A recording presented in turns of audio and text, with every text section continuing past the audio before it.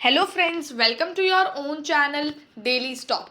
तो आज हम आपको सीलिन एक्सप्लोरेशन टेक्नोलॉजी के बारे में शेयर एनालिसिस बताने वाले हैं और साथ ही में आपको ये भी बताएंगे कि आपको इस शेयर में निवेश करना चाहिए या नहीं करना चाहिए। आगे बढ़ने से पहले अगर आपने हमारे चैनल को सब्सक्राइब नहीं किया हो तो आप हमारे चैनल को सब्सक्राइब ज़रूर कर दीजिएगा, साथ ही में हिट द बेल आइकन। तो सबसे पहले मैं आपको एजेंडा बताऊंगी कि क्या क्या हम आपको इस के बारे में बताने वाले हैं। तो कंपनी के बारे में, कंपनी कब स्टार्ट हुई और क्या काम करती है, उसके कॉम्पिटिटर्स कौन कौन है, उसकी शेयर होल्डिंग कैसी है, मतलब कितने प्रमोटर के पास और कितने दूसरे इन्वेस्टर के पास है, क्वार्टरली रिजल्ट का एनालिसिस करेंगे और at last share price chart देखेंगे।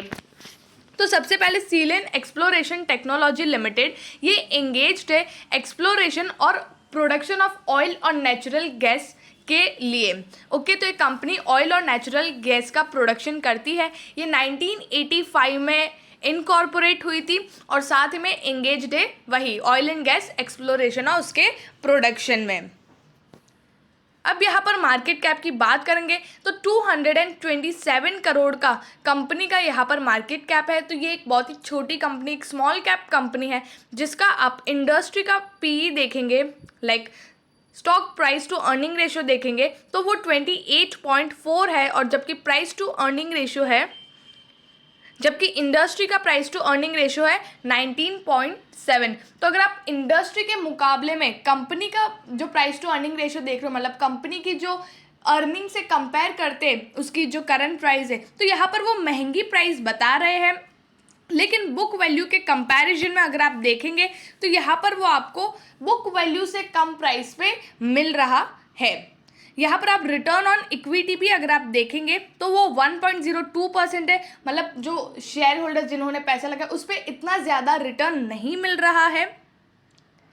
यहाँ पर प्लेज परसेंटेज 0 है, मतलब कंपनी ने एक भी अपना जो स्टेक है वो यहाँ पर जो प्रमोटर्स ने अपने स्टेक को प्लेज पे नहीं रखा हुआ है। डेट यहाँ पर कंपनी के पास 0.56 करोड़ का है। यहाँ पर कंपनी के पास डेट भी ज़्यादा नहीं है और इंटरेस्ट कवरेज है यहाँ पर 84.3, मतलब इंटरेस्ट पे करने की कैपेबिलिटी कंपनी की बढ़िया है।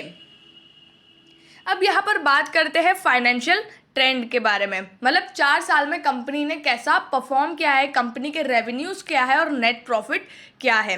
अब यहाँ पर रेवेन्यू की बात करेंगे तो 84 करोड़ 26 लाख का कंपनी का यहाँ पर रेवेन्यू था 2018 में, और उस टाइम कंपनी ने 22 करोड़ 5 लाख का प्रॉफिट किया था।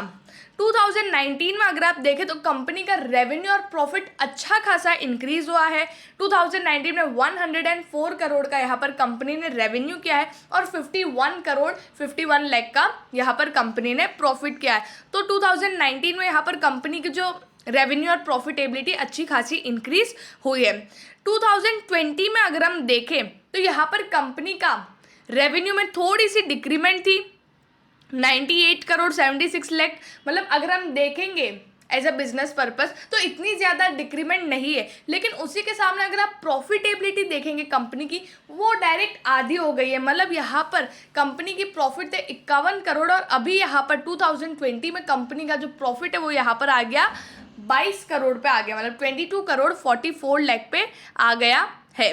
तो यहाँ पर कंपनी के जो रीजन से, मतलब वो मैं आपको क्वार्टरली रिजल्ट एनालिसिस करूंगी तब मैं आपको बताऊंगी कि यहाँ पर कौन कौन से रीजंस की वजह से यहाँ पर कंपनी की जो प्रॉफिटेबिलिटी है वो डिक्रीज हुई है।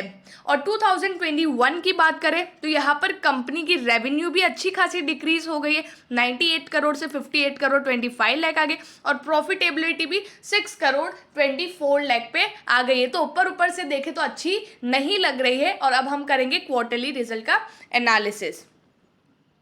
अब यहाँ पर मार्च 2019 में जो रेवेन्यू था कंपनी का 21 करोड़ 78 लाख का था, जो दिसंबर 2019 तक इंक्रीज हो रहा था।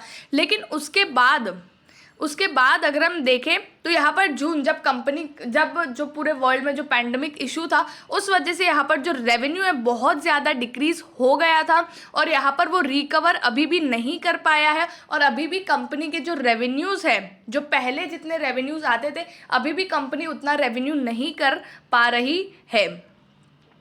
उसी के सामने कंपनी के एक्सपेंस भी उतने ही हैं, मतलब कंपनी के एक्सपेंस भी अच्छे खासे हैं। तो उस टाइम पीरियड में कंपनी लॉस में भी थी। तो यहाँ पर कंपनी का अगर हम अदर इनकम देखेंगे तो यहाँ पर कंपनी की अदर इनकम भी इतनी ज़्यादा नहीं है और यहाँ पर डेप्रिसिएशन भी कंपनी का ठीक ठाक है। तो ओवरऑल देखेंगे तो कंपनी के जो एक्सपेंसेस ही है वो ही सबसे ज़्यादा है। बाकी कंपनी के जो दूसरे जो एक्सपेंस होते हैं जैसे कि इंटरेस्ट ले लीजिए, डेप्रिसिएशन ले लीजिए, वो यहाँ पर कंपनी का इतना नहीं है।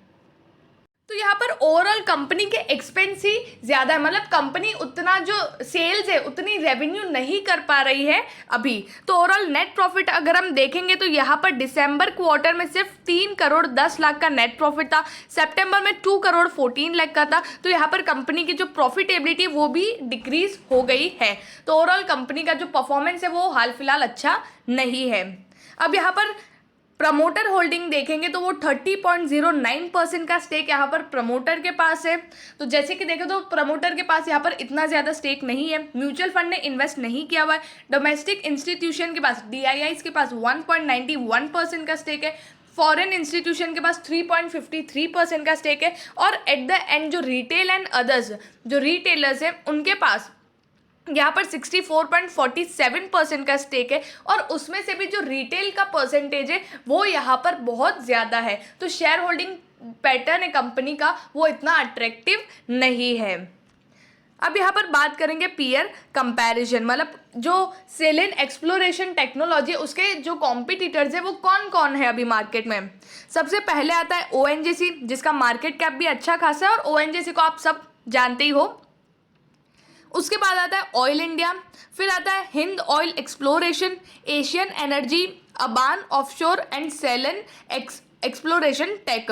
तो उसमें से जो सबसे नीचे है वो सेलन एक्सप्लोरेशन टेक है जिसका जो मार्केट कैप है वो सबसे कम है। अब यहाँ पर अगर हम प्रॉफिट वाइज भी देखेंगे तो सिर्फ ONGC और हिंद ऑयल एक्सप्लोरेशन और सेलन टेक है जो प्रॉफिट वाइज यहाँ पर कंपनी प्रॉफिटेबिलिटी अगर क्वार्टरली वाइज अगर हम देखें और सेल्स वाइज अगर हम देखें तो यहाँ पर सेल्स जो है वो सेलन एक्सप्लोरेशन का सबसे कम है बट स्टिल वो अभी प्रॉफिट में है।